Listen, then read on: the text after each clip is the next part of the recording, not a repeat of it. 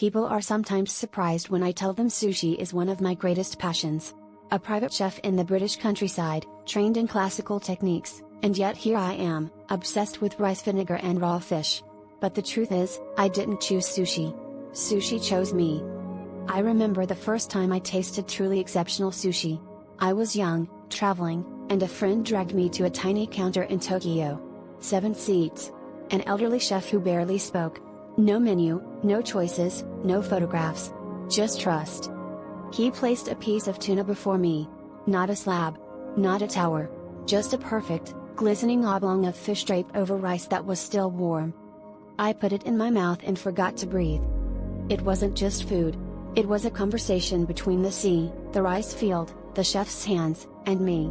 Everything unnecessary had been stripped away. What remained was pure intention.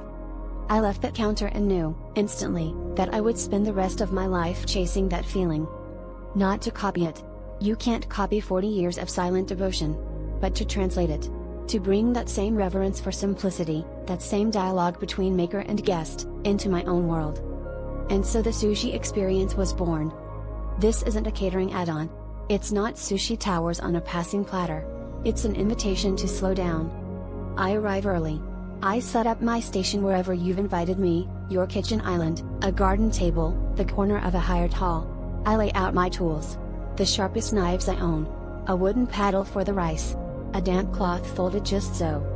And then I begin. The rice must be body temperature. The fish must be cut at the exact moment before serving. The wasabi, real wasabi, not the green paste, is placed between fish and rice, never mixed into soy sauce. These are not rules to impress you. They are simply the clearest path to deliciousness. I watch your face as you take the first piece. Sometimes there's a pause. A widening of the eyes. A small, involuntary smile. That's the moment. That's the conversation. Guests often ask me why sushi feels so different from other dining experiences. I think it's because there's nowhere to hide. No sauce to mask, no phone to distract, no tower to photograph. Just the sea, the rice, the chef, and you. It's vulnerable. For both of us. But vulnerability, when trusted, becomes intimacy. And intimacy, around a table, is simply another word for connection. I love designing grand, multi-course tasting menus. I love the theater of a perfectly timed service, the applause at the end of a wedding breakfast. But sushi asks something different of me. It asks me to be still. To listen not to the client's story, but to the ingredient itself. The tuna tells me how thick to cut. The rice tells me how firmly to press. The guest's eyes tell me when to pause, when to proceed, when to place another piece without a word. This is why sushi belongs in private dining.